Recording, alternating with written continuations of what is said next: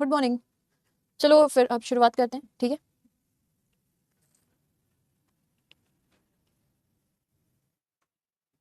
Nice to meet you. अभी तो class की शुरुआत हुई है, खत्म होते होते ये बात कही जाएगी। आई होप हम लोग खत्म होते होते नाइस टू मीट यू ही कहें, ठीक है।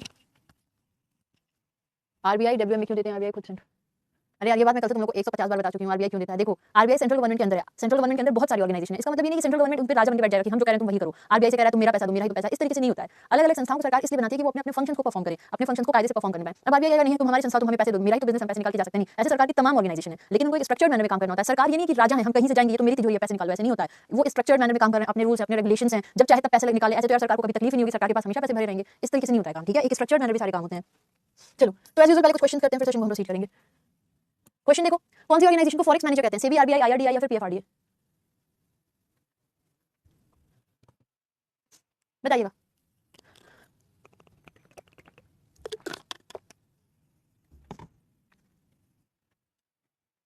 आरबीआई से रिलेटेड कोई भी डिसीजन आरबीआई के कानून में लिखा हुआ है। आरबीआई का कानून बनाया गया था, एक्सपर्टीज मिलकर बनाए थे उसको। उससे रिलेटेड अगर कोई भी डिसीजन होता है तो उसके कानून से जुड़ा हुआ होता है कि इसके कानून में क्या लिखा है और वो वैसे ही काम करता है। तो जो भी डिसीजन होंगे वो आरबीआई के एक्ट के अंदर लिखे हुए हैं, आरबीआई वैसे ही काम करेगा। हाँ, तो ये किसको कहते हैं? आरबीआई को कहते हैं, ठीक है। Okay, B. और बी बताने वाले हो 67%। ओके, अगला क्वेश्चन देखो, डब्ल्यूएमए का टाइम पीरियड कितने दिन का होता है? 60 डेज, 90 डेज, 45 डेज या फिर कुछ भी नहीं? आरबीआई का डीपीपी टफ है, हाउ कम? मैंने तो वीडियो बनाई थी आरबीआई का डीपीपी सॉल्व करी थी, बड़ा इजी लगा था मुझे। अच्छा, आरबीआई भी थोड़ा सा हो जाने दो पूरा, तब ये बातें कहना, ठीक है।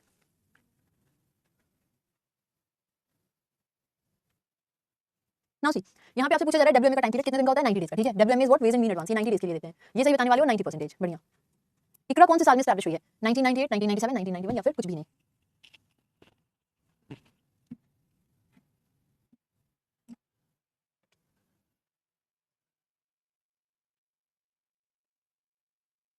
ठीक है, तो ये एस्टैब्लिश हुई है इन द ईयर 1991, यानी कि सी। और सी बताने वाले हो 59%।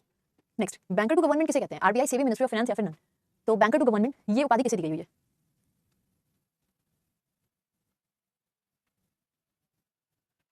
करण तुम थोड़ा आंसर भी कर दो, पहले बात बाद में कर लेना, अभी पहले आंसर कर दो, है ना, बातें बाद में। इसका आंसर क्या है? RBI, sorry. ये सही बताने वाले हो 90%। अगला क्वेश्चन, अभी नेशनल यूथ पार्लियामेंट का अवार्ड दिया गया, कौन सा एडिशन था इस अवार्ड का जो दिया गया? 31, 32, 34 या 35? अभी डीआईसीजीसी आज हम लोग करेंगे, डू नॉट वरी। अभी आरबीआई सॉल्व मत करो, आज का जब सेशन हो जाए तब सॉल्व करना। Now tell me one thing कि नेशनल यूथ पार्लियामेंट कौन सा इस समय एडिशन दिया गया, कौन अवार्ड का कौन सा एडिशन है? 35। और ये सही बताने वाले हो 54%। आरबीआई का जो सेक्शन है 21, ये किस चीज को डील करता है? स्टेट गवर्नमेंट की रिसीट ऑफ पेमेंट को, बैंक से रिसीट ऑफ पेमेंट को, सेंट्रल गवर्नमेंट की रिसीट ऑफ पेमेंट को या फिर करेंसी इशूइंग को? हाँ, आज सुबह ही पढ़ा था। चलो आंसर करते चलो सभी लोग।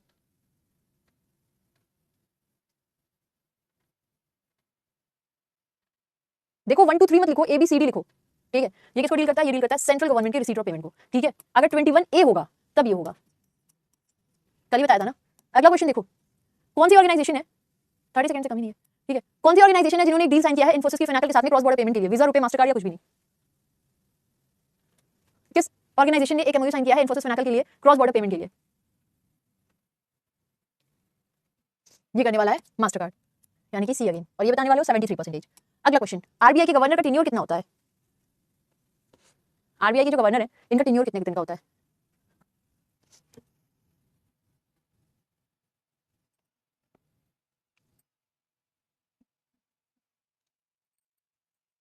फॉर 3 ईयर्स, ठीक है। अब आप सभी लोग आज के बाद देखोगे भी क्या ये सही है या कुछ और होता है, या आप लोग आज के सेशन के बाद में देखोगे सभी। एडनॉक कौन सी कंट्री को बिलोंग करता है? यूएसए, कुवैत, यूएई या फिर कुछ भी नहीं? तो आपसे क्या पूछा जा रहा है कि जो एडनॉक है ये किस देश की एक संस्था है?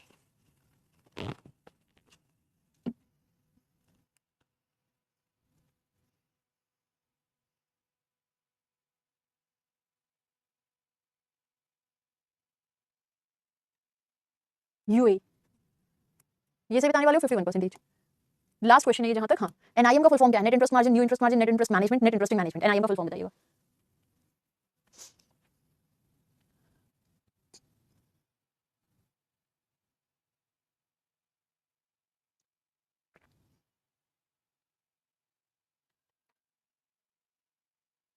इसका आंसर क्या है? नेट इंटरेस्ट मार्जिन या फिर ए। और ए बताने वाले हो केवल 41%। चलो अब एक बार लीडर बोर्ड को देख लेते हैं, ठीक है। सो लीडर बोर्ड में we have 3 students 10 on 10, Shreejita, Kashish and Vivek. बाकी 9 on 10 वाले we have Anita, Neelu, Anushka, Shirin, Asiya, Ayush and Kalpana, ठीक है। ओके, चलो कांग्रेचुलेशन सभी को। आपकी परफॉर्मेंस के लिए। इसी के साथ हम अपनी आज की सेशन की शुरुआत करेंगे, अपनी आज की सेशन को आगे लेके चलेंगे, ठीक है। जो लोगों का नाम नहीं है, अगर आपने आंसर किया तो कोई नहीं, it happens generally because of net fluctuation. अगर आपका आंसर आपने आज की सेशन को अटेंड किया और आपका जो स्कोर है ये लेस देन 8 है, तो मैं आपसे ये कहूंगी less than 8 is extremely poor, ये स्कोर बहुत ही बेकार है। 9 is good and 10 is an excellent, ठीक है। So if you are somewhere here less than 8 बहुत ही बेकार है, ठीक है। 10 ही लोगों का नाम दिखाता है, 10 लोगों से नीचे का नाम है नहीं, 10 लोगों का ही नाम उसमें शो कर रहा है, ठीक है। So it should be in between this 9 and 10। 8 वाला स्कोर पुअर है, बेकार स्कोर है, ओके। मतलब ये मेरा एनालिसिस है जो मैं आप लोगों से कहती हूँ, ओके। 3 on 10 यो भैया, 3 और 6 ये कैसे मार्क्स तुम लोगों को मिल रहे हैं? चलो यार, तो आज हम लोग किसकी बात करेंगे? Currency management. करेंसी मैनेजमेंट से पहले हम लोग एक और भी चीज को पढ़ेंगे, विच इज हाँ, और नेक्स्ट में क्या है वो मैं आपसे पूछ रही थी, अगले हाफ में कितना है, ठीक है। हाँ, आज आरबीआई का चैप्टर खत्म हो जाएगा, ठीक है। नाउ सी, आज हम क्या बात करने वाले हैं? आज हम लोग बात करने वाले हैं आरबीआई की सब्सिडियरीज के बारे में, ठीक है, कि आरबीआई की कितनी सब्सिडियरीज हैं। और इसके अलावा जो एक और भी बात हम लोग करेंगे वो करेंगे करेंसी मैनेजमेंट। सीए की कोई भी बुक मत लो, जो पढ़ाया जा रहा है वो पढ़ो, क्लास करो, बुक की कोई नीड नहीं है तुम्हें, ठीक है। Now let us talk about this subsidiaries. Subsidiaries में एक सब्सिडियरी है जिसके साथ हम लोग फिर करेंसी मैनेजमेंट की तरफ चलेंगे। देखो सब्सिडियरीज का मतलब क्या है? सब्सिडियरीज का मतलब होता है सहायक संस्था। हमने देखा कि जो आरबीआई है, ठीक है, मैंने बैच परचेज की, इसमें कुछ समझ नहीं आ रहा, नोट भी नहीं है। देखो बेटा, डब्ल्यू में मैं दोबारा नहीं बताऊंगी, कल वाली क्लास जाके दोबारा देखो, ठीक है। वो 15 मिनट्स का टॉपिक है, वो दोबारा बताएंगे तो आज की क्लास नहीं हो पाएगी। नाउ लिसन, अब मैं आप लोगों के किसी क्वेश्चन का आंसर नहीं करूंगी तो क्वेश्चन मत पूछो, क्योंकि I am not going to answer, ठीक है। अभी हम लोग पढ़ रहे हैं, आपने पढ़ाया ही नहीं तो क्वेश्चन कहां से है? मैं क्यों नहीं पढ़ाई? सुबह क्लास होती है, डेली बेसिस पे तुम लोगों को बताया जाता है, सुबह तुम्हारी क्लास होती है करंट अफेयर्स की, वहां से क्वेश्चन आ रहे हैं, डेली एक बार में डिस्कशन होती है इसी बैच में। तब भी अगर तुम उसको लेके इग्नोरेंट हो तो that is your fault, that is not my fault बेटा, ठीक है। वहां पे तुम्हें थोड़ा सा अवेयर होना होता है। देखो बेटा, सब्सिडी दो तरीके की, जैसे क्या है ना, आरबीआई है, तो हम सभी को पता है कि जो आरबीआई है, RBI is the banker of all bank. हमारे देश में इसके बहुत सारे काम है, एक या दो काम नहीं है, बहुत ज्यादा सारे काम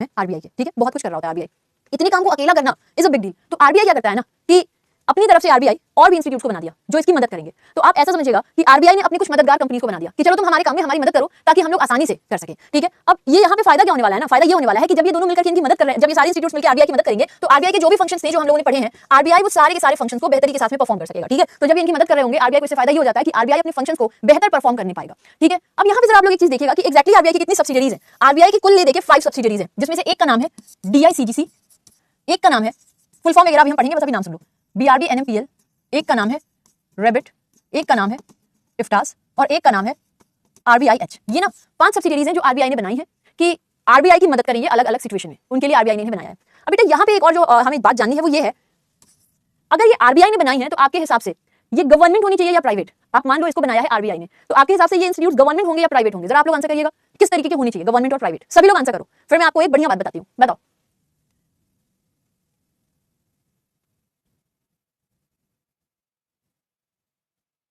है ना, हमें ऐसा लगता है कि होना चाहिए government, but these are private. How come these are private? मैं आपको एक बात बताती हूँ। देखो जो भी कंपनीज है, कंपनीज का अपना एक कानून है, उस कानून को कहते हैं कंपनीज एक्ट। इस कंपनीज एक्ट के मुताबिक क्या है? इसके मुताबिक ये है कि कभी भी जब सेंट्रल गवर्नमेंट खुद से पैसे लगा के, ठीक है, खुद ही इन्वेस्ट करके कोई कंपनी बनाती है तो इसे हम कहते हैं कि ये एक गवर्नमेंट कंपनी है, ठीक है। अगर कभी भी सेंट्रल गवर्नमेंट खुद ही से पैसे लगा के और कोई कंपनी, मतलब इसमें खुद सेंट्रल गवर्नमेंट के पैसे लगे तो वो गवर्नमेंट कंपनी कहलाती है। लेकिन अगर कभी भी गवर्नमेंट कंपनी अपनी एक कंपनी अपने पैसों से, मतलब यहाँ पे ये जो गवर्नमेंट कंपनी पैसे कमा रही है वो उससे एक नई कंपनी को बना रही है, तो यहाँ पे डायरेक्ट सेंट्रल गवर्नमेंट की इन्वेस्टमेंट नहीं है, इसलिए ये एक प्राइवेट इंस्टीट्यूट है, समझ रहे हो। तो जब तक खुद केंद्र का अपनी तरफ से पैसा ना लगा हो तब तक हम किसी भी ऐसी संस्था को सरकारी नहीं कहते हैं। जब खुद केंद्र सरकार पैसा लगाएगी तब सरकारी कंपनी होगी, लेकिन अगर वो सरकारी कंपनी कोई कंपनी बनाएगी तो उसे प्राइवेट कहेंगे। जैसे एसबीआई तो सरकारी है, लेकिन एसबीआई अगर अपनी तरफ से कोई कंपनी लेकर आएगी तो वो प्राइवेट होगी, समझे बात को। इस वजह से जितनी भी सब्सिडीज हैं ये सब क्या है? प्राइवेट है। तो क्या आप लोगों को ये बात समझ आ गई कि ये सारे के सारे प्राइवेट क्यों होते हैं? क्योंकि आरबीआई को तो सरकार ने बनाया, लेकिन इनको किसने बनाया? इनको आरबीआई ने बनाया। और चूंकि यहाँ पे डायरेक्ट सरकार के पैसे नहीं लगे, आरबीआई खुद से लगा रहा है, इसलिए क्या है? इसलिए इसे हम कहते हैं कि ये प्राइवेट है, ना कि सरकारी, ओके। अब एक एक करके इनके बारे में, इनकी डिटेल्स करेंगे। सबसे पहले हम पढ़ेंगे आरबीआई की सब्सिडीज में डीआईसीजीसी को, ठीक है। तो हम सबसे पहले किसे देखेंगे? सबसे पहले हम देखेंगे डीआईसीजीसी, ठीक है। डीआईसीजीसी का फुल फॉर्म जरा देखिएगा क्या लिखा हुआ है। फुल फॉर्म है deposit insurance and credit guarantee corporation, ठीक है। इसका फुल फॉर्म ध्यान से देखिएगा क्या लिखा हुआ है कि डीआईसीजीसी या फिर deposit insurance credit guarantee corporation, ठीक है। Deposit insurance credit guarantee corporation, okay. अब इसको 3 बार बोलूंगी तो मैं बोल भी नहीं पाऊंगी। देखो बेटा, इसकी जो एस्टैब्लिशमेंट हुई है ना, ये हुई है 15 जुलाई 1978 में, इसको एस्टैब्लिश किया गया है। दो अलग अलग संस्थाएं थी, ठीक है, दो अलग अलग संस्थाएं थी, उनको मिलाकर डीआईसीजीसी बना दिया गया। एक संस्था थी जिसका नाम था डिपॉजिट इंश्योरेंस कॉर्पोरेशन और दूसरी संस्था थी जिसका नाम था क्रेडिट गारंटी कॉर्पोरेशन। इन दोनों को एक करके और डीआईसीजीसी को बना दिया गया, ठीक है। अब ये जो डीआईसीजीसी है, इस मतलब डीआईसीजीसी को कैसे काम करना है और क्या काम करना है, ये जो भी चीजें हैं ये इनकी अपने कानून में लिखा हुआ है, और इनका जो कानून है वो है डीआईसीजीसी एक्ट 1961। अब आप देखो 1961 का एक्ट है, लेकिन बनाई गई है 1978 में, तो इसमें आप लोग बहुत वो मत हो जाना, अरे मैम ये कैसे हो गया, ये हो सकता है। कभी-कभी ऐसा भी होता है कि इंस्टीट्यूट के बाद में उसका एक्ट है, तो दैट इज अ पॉसिबिलिटी, ठीक है। तो यहाँ पे आप देख सकते हो कि इनका जो एक्ट है वो बात का है और बनाया गया है इसको पहले। इसका काम क्या होता है डीआईसीजीसी का, ऐसे समझिएगा। सपोज करो कि कोई कस्टमर है, ओके, ये जाता है किसी बैंक में ठीक है, तो कोई कस्टमर है, ये जाता है किसी बैंक में और जाके अपने पैसे डिपॉजिट किया, क्या किया डिपॉजिट, यानी कि जमा कर दिया पैसे, और इन्होंने 3 लाख रुपए को डिपॉजिट किए हैं। मान लो किसी वजह से ये जो बैंक है ये बर्बाद हो गया, ठीक है, किसी भी वजह से ये बैंक हो गया बर्बाद। अब क्या होगा, इस कस्टमर के तो पैसे डिपॉजिटेड है, इस केस में क्या होगा, इस केस में ये होगा कि एक इंस्टीट्यूट है, देखो बैकग्राउंड की स्टोरी ये है कि ये जो बैंक है इन्होंने क्या किया था, ये जो बैंक है इन्होंने पहले ही इंश्योरेंस करा लिया था, ठीक है, इन्होंने पहले क्या किया था, इंश्योरेंस करा लिया था। तो हमारे देश के ऐसे जितने भी बैंक हैं जो आरबीआई के पर्व्यू में है, ये सभी के सभी ना इंश्योरेंस कराते हैं। किससे इंश्योरेंस कराते हैं, जो इंस्टीट्यूट है डीआईसीजीसी, इसी से, ठीक है, तो जितने भी बैंक होते हैं अपने देश के ये सभी के सभी इंश्योरेंस करा लेते हैं और ये डीआईसीजीसी से इंश्योरेंस कराते हैं। डीआईसीजीसी क्या कहता है, तुम मुझे कुछ पैसे जमा करो, फीस दो। जब हम लोग इंश्योरेंस कराते हैं ना तो पैसे जो जमा करते हैं इंश्योरेंस के लिए उसको प्रीमियम कहते हैं। तो जो बैंक्स होते हैं ये प्रीमियम पे करते हैं कि हम आपको प्रीमियम पे कर रहे हैं, किसको, डीआईसीजीसी को, और डीआईसीजीसी के इसी के बदले में इनको क्या देता है, इंश्योरेंस, कि देखो भाई तुम, मतलब ये जो इंश्योरेंस है ये बैंक को नहीं मिलती है, ये जो इंश्योरेंस होती है ये कस्टमर्स के डिपॉजिट पे मिलती है। किस पे मिलती है, जो कस्टमर्स का अकाउंट होता है उस पे। ओके, तो देखो कहानी क्या है, कहानी ये है कि जो भी बैंक्स आरबीआई से रेगुलेट किए जा रहे हैं वो सभी के सभी बैंक्स डीआईसीजीसी को कुछ पैसे देते हैं और इनके पास में जितने भी ग्राहक के खाते होते हैं उन सभी खातों को ये इंश्योरेंस कराते हैं कि चलो आप हमसे इतना प्रीमियम ले लो और हमारे ग्राहक के खाते को इंश्योरेंस दो, ताकि कल को अगर किसी भी सिचुएशन में हमारा बैंक बर्बाद हो जाता है तो हमारे ग्राहक के पैसे कुछ हद तक सुरक्षित रहेंगे। अब जब ये प्रीमियम पे करते हैं तो क्या उसमें आपसे और हमसे कुछ लेते हैं पैसे, नहीं, ये खुद ही से उसको पे करते हैं। प्रीमियम वो फीस होती है जो हम लोग भरते हैं इंश्योरेंस, जैसे कभी भी किसी भी इंस्टीट्यूट से आप इंश्योरेंस खरीदोगे तो इंश्योरेंस खरीदने के लिए आप उस इंस्टीट्यूट को जो पैसे दोगे ना फीस के रूप में, उसी को प्रीमियम कहते हैं। तो प्रीमियम वो अमाउंट होती है जो हम लोग इंश्योरेंस खरीदने के लिए पे करते हैं, वही प्रीमियम है जो बैंक डीआईसीजीसी को पे करते हैं कि हमारे इतने कस्टमर्स हैं, उनके इतने अकाउंट हैं, आप उनके अकाउंट पे, मतलब कस्टमर्स को इंश्योरेंस नहीं चाहिए, बैंक को इंश्योरेंस नहीं चाहिए, कस्टमर्स के जो खाते हैं उसमें जो पैसे हैं उसकी इंश्योरेंस हो रही है। कल को किसी भी सिचुएशन में बैंक बर्बाद होता है तो उनके कस्टमर्स के खाते बिल्कुल सिक्योर है। हाँ, लेकिन कितने रुपए ज्यादा से ज्यादा ये दे सकते हैं, तो जो ज्यादा से ज्यादा है ना ये 5 लाख का इंश्योरेंस करते हैं, यानी कि अगर किसी कस्टमर के खाते में 15 लाख है और वो बैंक बर्बाद होता है तो उस कस्टमर को ज्यादा से ज्यादा 5 लाख ही मिलेगा। अब इसका मतलब ये नहीं कि किसी के खाते में 5,000 है और बैंक बर्बाद हो तो उसको भी 5 लाख मिल जाएगा, नहीं, ज्यादा से ज्यादा 5 लाख दे सकते हैं, उससे ज्यादा नहीं। कम तो भाई जितना पैसा जमा होगा उसके हिसाब से लोग देंगे, ठीक है। अब ये जो प्रीमियम पे करना होता है क्या इसमें हमारा और आपका कोई रोल नहीं, ये पूरा पूरा बैंक और डीआईसीजीसी के बीच में बातचीत होती है, हमें और आपको इससे कोई लेना देना नहीं है, ठीक है। सो ये काम करता है डीआईसीजीसी। एक बैंक में, अब जैसे क्या मान लो कि एक बैंक में आपका सेविंग खाता है, करंट खाता है, एफडी है, आरडी है, तो ये सबको इंश्योरेंस नहीं देता है, सिर्फ और सिर्फ एक ही अकाउंट पे इंश्योरेंस देता है। ज्यादा से ज्यादा कितना इंश्योरेंस देता है, ज्यादा से ज्यादा 5 लाख रुपए का इंश्योरेंस देता है। तो याद रखिएगा ये जो भी इंश्योरेंस वगैरह की लेन देन है ये बैंक और डीआईसीजीसी के बीच में हो जाती है, हमारा इसमें कोई रोल नहीं होता है। बैंक खुद ही से इनको प्रीमियम देता है, हमसे वो पैसे नहीं लेता है और डीआईसीजीसी ये काम करता है। मतलब आप ऐसे समझो हमारे खाते को सुरक्षित रखा जा रहा है लेकिन उसमें हमसे और आपसे ना कोई पैसे लिए जा रहे हैं ना कुछ कराया जा रहा है, ये बैंक और डीआईसीजीसी के बीच की बात हो जाती है, ठीक है। चलो अब एक और भी बात है कि ऐसा नहीं है कि सारे पैसे दे देते हैं, ये लोग जनरली क्या करते हैं, 1 रुपए पे 12 पैसे लगभग क्या किया रहता है, इंश्योर किया रहता है। तो उसी के हिसाब से जितना प्रीमियम पे किया रहता है, जितना इंश्योरेंस बनता है वही पे करते हैं, सारे पैसे नहीं देते हैं, ठीक है। नहीं, हम खुद नहीं ले सकते, ये बैंक और इनके ही बीच में है, ठीक है। चलो तो मुझे एक बात बताओ, हाँ 1 करोड़ डिपॉजिट है तो भी 5 ही लाख मिलेगा, उससे ज्यादा नहीं मिलेगा। ओके, एक बैंक में कभी भी तुम एक बैंक में एक जैसी एक ही खाते खोल सकते हो। अगर मान लो बाई चांस किसी बैंक में तुमने 2 सेविंग खाता खोल भी लिया तो जिस दिन बैंक की चीज नोटिस करेगा कि एक ही ग्राहक ने मेरे ही बैंक के 2 अलग अलग ब्रांच पे सेविंग खाता खोला है, एक बैंक एक अकाउंट को बंद कर देगा, ठीक है। अरे डीआईसीजीसी एक इंस्टीट्यूट है बेटा जो इंश्योरेंस देती है, ठीक है। तो हमने क्या देखा, देखो मैं तुम लोगों को एक बात बता रही हूं, थोड़ा ना तुम लोग अपनी अकल को खोल के पढ़ा करो, सब पढ़ने के बाद फिर बोलते हो मैं फिर से बता दीजिए, ये क्या पगड़ी चलती है यार, थोड़ा सा दिमाग को खोल के पढ़ो, वही चीज तुम लोग हर वक्त रिपीट क्यों। 2 बातें हो सकती हैं, या तो तुम मेंटली प्रेजेंट हो ही नहीं क्लास में, दूसरा तुम लोग की परम बात है कि तुम लोग बतियाते रहते हो क्लास में, तीसरा कि तुम लोग को कॉन्फिडेंस नहीं है कि हम जो समझा वो सही नहीं, हम तो समझ नहीं पाते एक बार में। इन तीनों से बाहर निकलो यार, बड़ी बड़ी चीजें समझने के बाद तुम लोग को अरे मैडम हमने तो कुछ नहीं समझाया। अभी हम लोग बेसिक से पढ़ेंगे तो तुम लोग पढ़ाई को त्याग दोगे, तो थोड़ा सा आप लोग ना अपने भटक को खोलकर बैठा करो, क्लास में बतियाया कम करो, सुना करो जो समझा रहे हैं, क्योंकि मैं इसको एक बार रिपीट कर रही हूं, अगली किसी भी सब्सिडी को मैं रिपीट नहीं करूंगी, मैं बता रही हूं, मैं क्लास में बिल्कुल बंद कर दूंगी रिपीटेशन, क्योंकि तुम्हारी क्लास में बहुत टाइम इन सब चीजों में जाता है, कोई चैप्टर टाइम से मेरा कंप्लीट नहीं होता, यही सब चलता रहता है, रिपीट कर दीजिए, फिर से बता दीजिए, हमको नहीं समझाया, हमको नहीं समझाया। 15-20 बच्चे तो इसी में रहते हैं कि नहीं समझ आया, पता नहीं कौन सी तुम लोगों को मैं ऐसी रामायण की कथा समझाती, संस्कृत श्लोक की तुम लोग समझ नहीं पाए हो, हिंदी बता रहे हैं सब तुम लोगों को, क्या बता रहे हैं हम। डीआईसीजीसी क्या है, डीआईसीजीसी आरबीआई का एक सब्सिडियरी है, ठीक है, आरबीआई का एक सब्सिडियरी है। इसका काम क्या है, डीआईसीजीसी का ये काम है कि जितने भी बैंक्स हैं इन सभी बैंक्स को इनके ग्राहक के जो भी खाते खोले जा रहे हैं इस खाते पे इंश्योरेंस देता है। हमसे और आपसे कोई पैसा लेगा नहीं लेगा, ये क्या करेगा, सिंपली ये बैंक के साथ में डील करेगा, बैंक के वहां पे जितने भी ग्राहक के खाते होंगे इन सभी के सभी खातों पे ये इंश्योरेंस देगा और ऐसे इंश्योरेंस देता है कि बैंक ही इन्हें प्रीमियम पे करता है, हमें और आपको इससे कोई मतलब नहीं है कि क्या हो रहा है कैसा। बैंक और डीआईसीजीसी में डील चलती है, तो जब भी कोई भी ग्राहक खाता खोलता है जितने पैसे होते हैं उसके हिसाब से उसका इंश्योरेंस होता है। 100 पैसे पे 12 पैसे तक का लोग इंश्योरेंस देते हैं। कभी भी एक बैंक में कोई मान लो सेविंग करंट एफडी आरडी सब खुला हुआ है, ये सिर्फ और सिर्फ एक ही खाते पे, ठीक है, सिर्फ और सिर्फ एक ही खाते पर ये लोग इंश्योरेंस देते हैं। दूसरा, ज्यादा से ज्यादा कितना देते हैं, ज्यादा से ज्यादा 5 लाख रुपए तक इंश्योरेंस देते हैं। इसका मतलब ये नहीं है कि किसी बंदे का 1000 रुपए जमा उसको भी 5 लाख मिल जाएगा, तब तो सब सोचेंगे भगवान बैंक बंद हो जाए 5 लाख मिल जाएगा, ऐसा नहीं है। सिंपली यहाँ पे क्या होता है कि ये एक खाते पे ज्यादा से ज्यादा 5 लाख दे रहा है, कितना भी करोड़ है, 10 करोड़ है, 100 करोड़ है, वो 5 ही लाख उसे देगा, यही इसकी लिमिटेशन है, ठीक है। कम की तो कोई लिमिटेशन होनी नहीं है, ज्यादा से ज्यादा की 5 लाख की लिमिटेशन है। एक बैंक में अगर आपके 4 अलग अलग खाते हैं, क्या सब पे आपको मिलेगा, नहीं, एक ही खाते पे मिलेगा। हाँ, 2 अलग अलग बैंक में अगर आपके खाते हैं तो उन दोनों बैंक का इंश्योरेंस रहेगा, लेकिन एक बैंक में एक खाता रहेगा, ज्यादा से ज्यादा 5 लाख, ठीक है।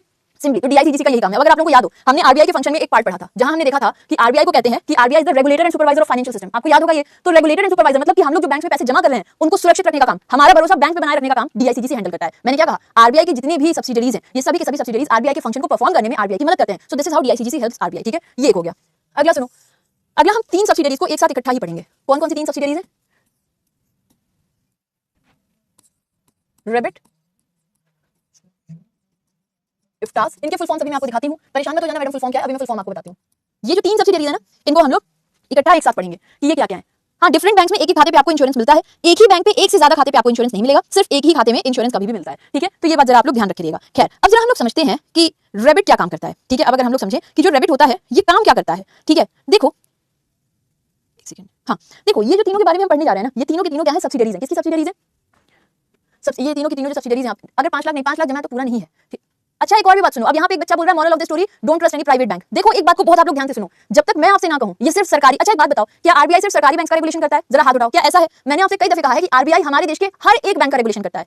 और मैंने क्या कहा, डीआईसीडीसी में वो सभी बैंक का वर्ड होते हैं जो कि आरबीआई के रेगुलेशन में है। तो मैंने आपसे ये बात कही ही नहीं कि डीआईसीडीसी प्राइवेट बैंक को ये सुविधा नहीं देता है। जब तक मैं आपसे ये बात ना कहूं कि ये सिर्फ सरकारी बैंक के लिए है, तब से अपने मन में धारणा कभी मत बनाना कि हम सिर्फ सरकारी बैंक की बात कर रहे हैं। जब मैं कहती हूं bank, bank means all the bank जो हमारे देश में काम कर रहे हैं, कस्टमर से लेन देन कर रहे हैं। जब तक मैं आपको अलग से ना कहूं ये सिर्फ सरकारी बैंक करते हैं, तब तक आप ये धारणा कभी मत बनाना, क्योंकि बहुत गड़बड़ बात होती है जो जनरली हर एक बैंक में बच्चे कंफ्यूजन में लिखते हैं। ठीक है, तो आरबीआई का regulation Sahara was not a bank. RBI का रेगुलेशन हमारे देश में जितने भी बैंक काम कर रहे हैं सरकारी प्राइवेट सभी पर है। और तो और ये जो डीआईसीडीसी अपना काम कर रहा है ये सभी बैंक के लिए कर रहा है, नॉट जस्ट वन। ठीक है, चलो खैर हम लोग समझेंगे इन तीनों को। Sahara India was not a bank बेटा। कोई भी इंस्टीट्यूट आप तब तक बैंक नहीं कहोगे जब तक वो अपने नाम में बैंक ना लगाया हो। तो क्या सहारा ने अपने नाम में बैंक लगाया था? नहीं। ठीक है, नो सी एक बात को ध्यान दीजिएगा, रेबिट क्या है? इसका फुल फॉर्म है reserve bank information technology private limited. ठीक है, इसका काम क्या होता है? जो भी तकनीक आरबीआई इस्तेमाल कर रहा है उस तकनीक को फिक्स करना और साइबर सिक्योरिटी देना।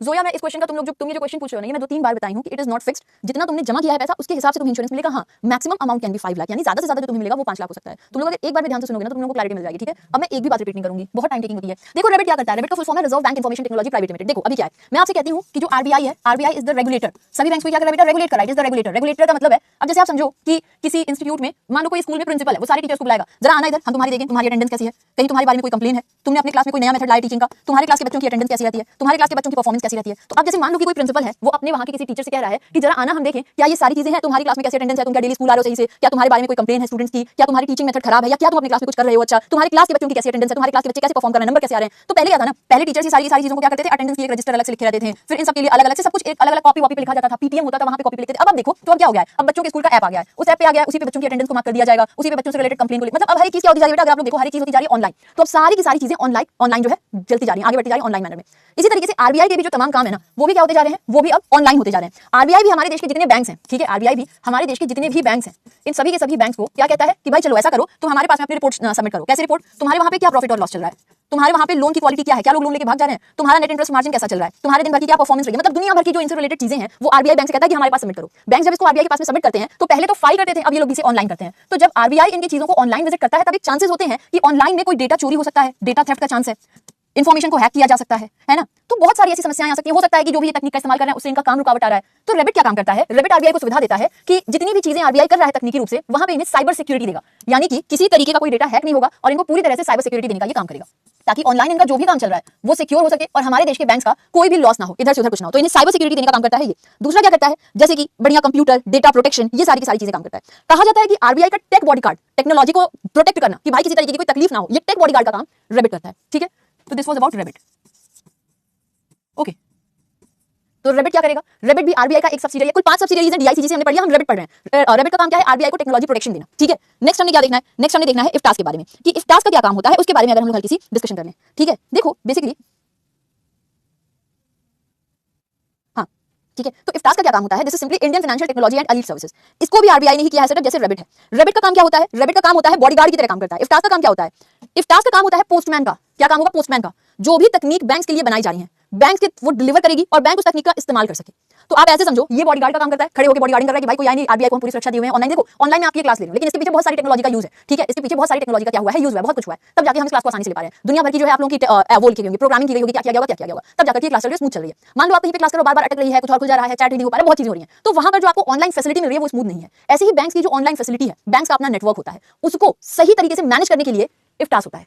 तो ये क्या काम करता है? ये बॉडीगार्ड का काम करता है कि कोई डेटा चोरी ना करे ऑनलाइन, और वो डेटा को सही तरीके से पहुंचाया जा सके, इंटरनेट की सुविधा अच्छी दी जा सके, नेटवर्किंग की सुविधा अच्छी दी जा सके, वो काम होता है इफ्तास का, कि जो भी सुविधा है वो अच्छी है। तो एक घर के बाहर बॉडीगार्ड की तरह रेबिट है, और अंदर इंटीरियर सुंदर है कि नहीं है, बढ़िया इंटीरियर है कि नहीं है, अलग अलग रूम के बीच की जो डिस्टेंस है वो सही है कि नहीं है, मंदिर सही दिशा में बनी है, वॉशरूम सही जगह है, किचन सही है, ये सब देखने का काम इफ्तास का है। तो जो ऑनलाइन सर्विसेज बैंक्स दे रहा है या बैंक से बहुत सारी डेटा होती है जिसको ऑनलाइन स्टोर करना होता है, वो आसानी से स्टोर हो जाए, ये सारे के काम जो है वो इफ्तास कर रहा होता है। ठीक है, द नेक्स्ट इज व्हाट, अगला जो होता है इसको हम कहते हैं RBIH. Okay, now what is this RBIH? इसके बारे में अगर हम लोग समझें तो आरबीआईएच का मतलब होता है एक ऐसी संस्था जो मदद करती है बैंक्स को कि उन्हें आइडिया दे, जैसे कि कैसे बैंक्स अपने वहां पे बढ़िया तरीके की प्रोडक्ट्स को ला सकता है, बैंक्स कैसे अपने कस्टमर्स को और अच्छी सुविधा दे सकता है, कैसे डिजिटल पेमेंट और अच्छी कर सकते हो। तो ये जो इनोवेशन वाला काम होता है, नए नए आइडियाज लाओ, नए नए बैंकों को आप प्रोडक्ट सजेस्ट करो, ये सब आरबीआईएच का होता है। अब तीनों का काम अपना बटा हुआ है। ये क्या करेगा? साइबर सिक्योरिटी देगा कि आरबीआई का जो भी काम चल रहा है वो स्मूथ हो, कोई डेटा चोरी ना हो, कुछ ना हो, एकदम बढ़िया से चलता रहे। ये क्या करेगा? ये बेसिकली जो सुविधा है वो स्मूथ चल रही है कि नहीं है, साइबर सिक्योरिटी का काम नहीं करेगा, लेकिन ऑनलाइन जो सर्विसेज दे रही है वो अच्छी जा रही है कि नहीं, बढ़िया से डेवलपमेंट हो रही है चीजों की, यानी ये क्या करेगा? नए नए प्रोडक्ट्स का, इनोवेशन का, नए नए आइडियाज देगा बैंक्स को कि कैसे बैंक्स कस्टमर्स को और अच्छे प्रोडक्ट्स ऑफर कर सकते हैं। क्लैरिटी आप लोगों को कह सकते हो इफ्तास एक तरीके से मैनेजमेंट कर रहा है। क्लैरिटी आप लोगों को बताओ भाई,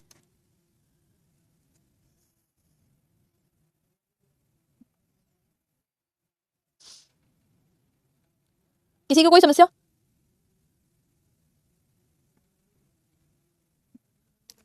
ओके चलो, तो हमने बेसिकली 4 सब्सिडरीज को कर लिया, DICGC, रेबिट, इफ्टास, RBIH। इन सबकी डिटेलिंग आपको यहाँ फाइल में मिल जाएगी, ठीक है। सॉरी, इनका फुल फॉर्म हो गया या इनका एस्टैब्लिशमेंट ईयर हो गया, ये सब कुछ आपको यहाँ फाइल में मिल जाएगा। मैंने आपको इनका बेसिक काम समझा दिया है, जो आप लोग समझ लो, जान जाओ, ठीक है। एक बार मैं आपके साथ रीड भी कर लेती हूँ।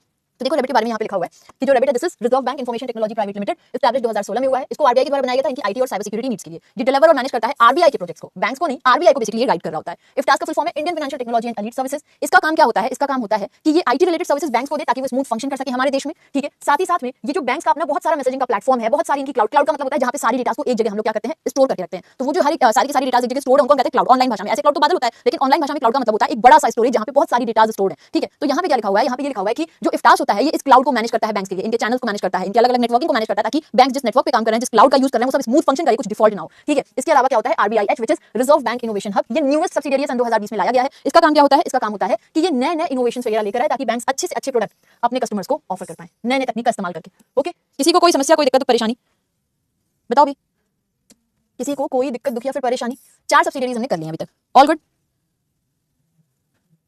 ओके, नाउ जो अब लास्ट में हम देखेंगे, जो कि एक्चुअली करेंसी मैनेजमेंट भी देखता है, ठीक है। तो इन दोनों में जो बेसिकली हम बात करेंगे कि करेंसी मैनेजमेंट जो है ये क्या है। देखो, करेंसी मैनेजमेंट का मतलब है कि हमारे देश में जो पैसे रुपए हैं वो मार्केट तक कैसे पहुंच रहे हैं, कौन इन्हें छाप रहा है, मार्केट तक कैसे भेज रहा है, जनता तक ये पैसे कैसे जा रहे हैं, हम इसके बारे में भी जरा डिस्कशन करते हैं। और इसके लिए हम RBI की जो दूसरी वाली सब्सिडियरी होती है BRB and NPL, ये पढ़ेंगे। तो इसका फुल फॉर्म क्या है? Bharatiya reserve bank note Mudran private limited. हमने 4 सब्सिडियरीज तो कर ली हैं, ये 5वीं सब्सिडियरीज है। 5वीं सब्सिडियरी का जो नाम है, इसका नाम है Bharatiya reserve bank note Mudran private limited. अब जब मैं आपसे कहती हूँ भारत में क्या करेंसी, देखो करेंसी का मतलब क्या है, हमारे वहाँ पे 2 तरीके से ये आती है। एक को हम कहते हैं कि ये नोट्स हैं, और दूसरी जो होती हैं ये होते हैं कॉइन्स, ठीक है। तो ये जो करेंसीज होती हैं ये, ठीक है, तो ये जो करेंसीज होती हैं, ओके, ये बेसिकली 2 तरीके से होती हैं। एक होती है नोट्स और दूसरी होती है कॉइन्स।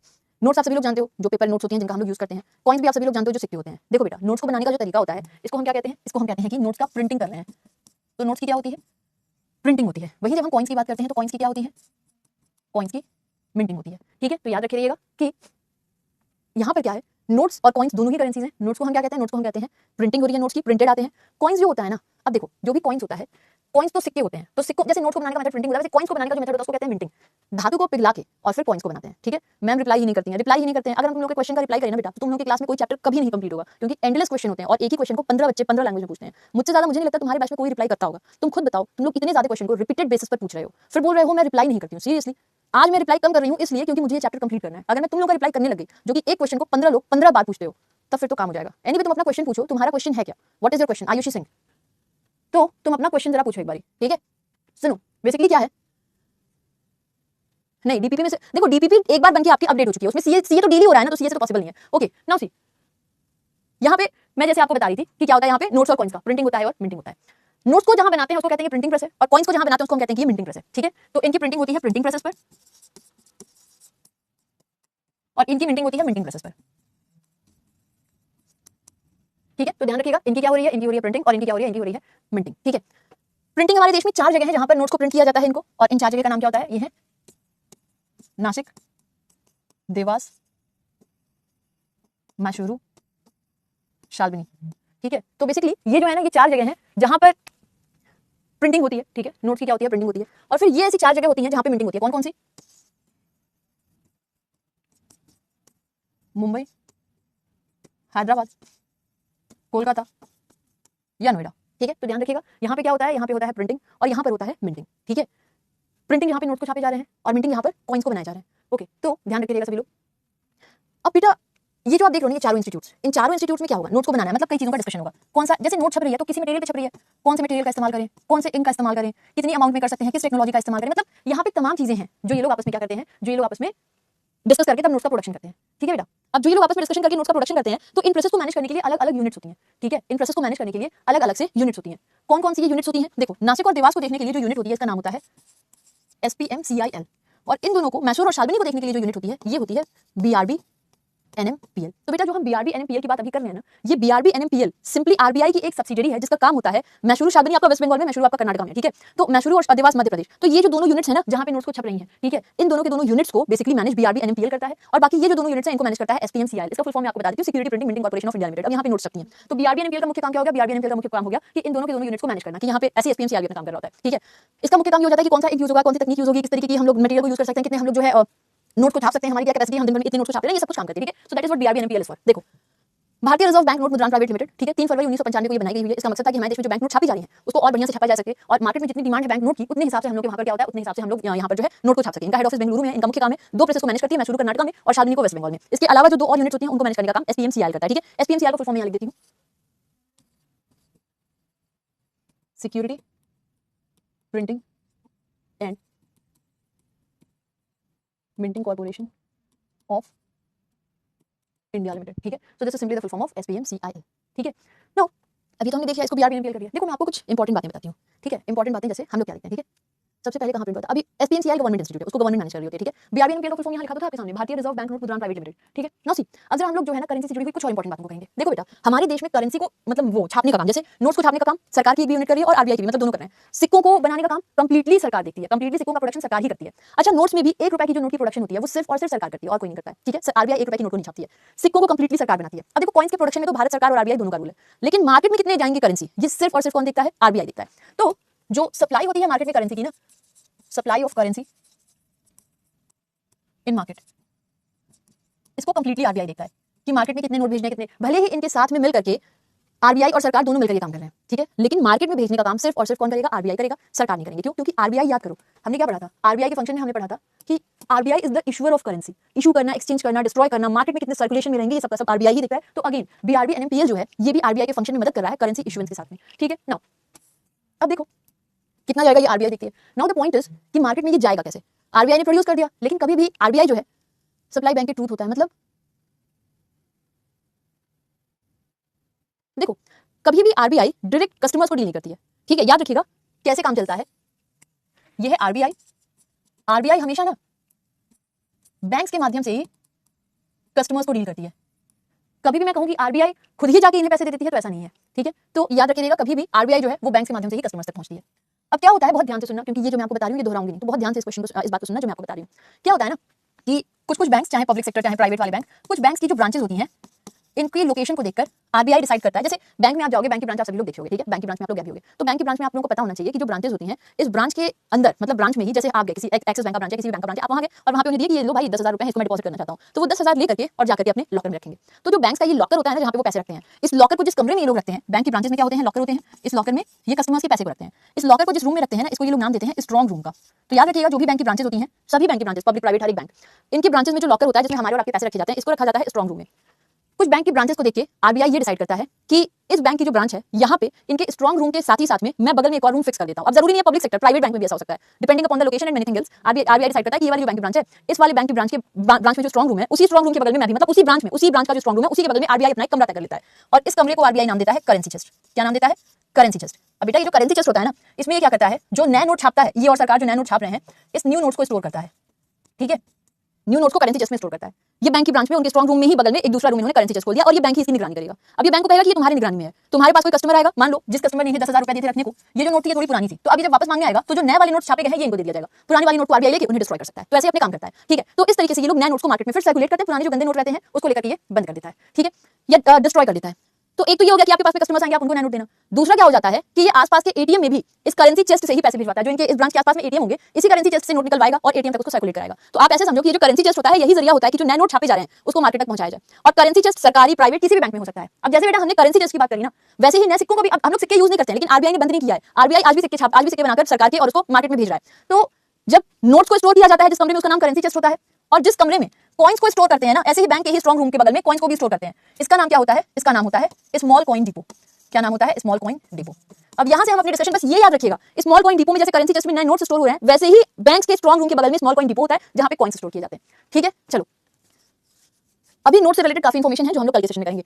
आज के सेशन में किसी को कोई, आज मैंने जितना पढ़ाया है उससे रिलेटेड बताओ, किसी को कोई प्रॉब्लम है जितना मैं आपको पढ़ा दी उससे रिलेटेड, किसी की कोई समस्या, कोई दिक्कत, परेशानी?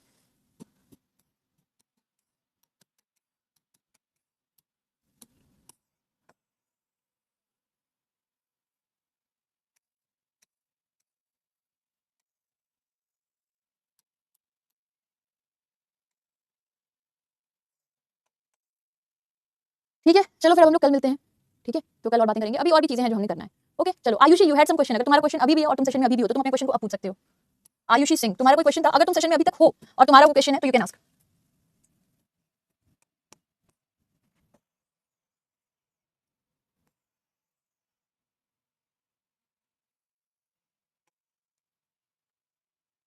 फुल फॉर्म इसमें दिया हुआ है बेटा, सारे फुल फॉर्म्स हैं। लाइव में कम से कम 21 डेज तक आप लोग करो, जैसे मैंने आपसे कहा था 21 डेज तक लाइव करो, उसके बाद उसे रिकॉर्डेड कर सकते हो। अभी मैं दे दूंगी पीडीएफ। चलो I hope she has left. ठीक है चलो, अब आज के लिए इतना रखते हैं, कल फिर मुलाकात करेंगे। Take care, love you, bye bye.